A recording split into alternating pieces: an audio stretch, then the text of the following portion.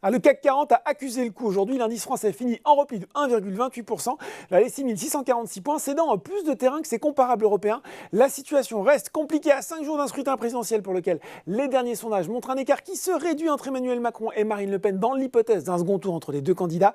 Mais autre sujet majeur de préoccupation, la guerre en Ukraine, alors que les États-Unis et l'Union européenne vont mettre en place de nouvelles sanctions à l'encontre de Moscou en réaction aux accusations de massacre dans la ville de Boutcha, interdiction des banques russes d'opérer en Europe, embargo sur le charbon et le bois russe, interdiction faite par le Trésor américain aux entreprises russes d'honorer leurs dettes en dollars détenus dans des banques américaines, de quoi faire remonter le degré de stress sur les marchés.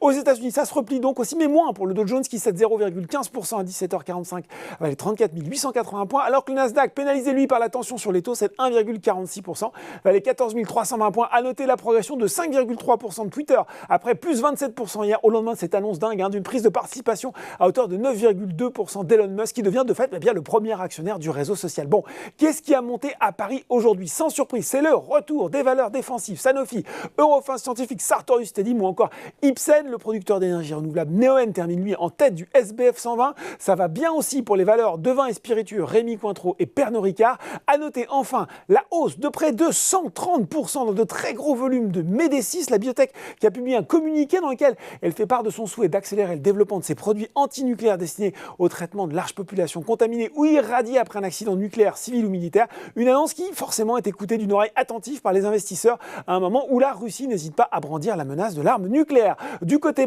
c'est pareil, sans surprise, c'est une nouvelle fois pied sur le frein pour le secteur auto, Forestia, Renault, Plastic Omnium. Les bancaires sont aussi sous pression à l'image de Société Générale et Crédit Agricole, repli également de ST Micro sur le CAC 40 alors que Bruxelles devrait instaurer une interdiction d'exportation des semi-conducteurs vers la Russie.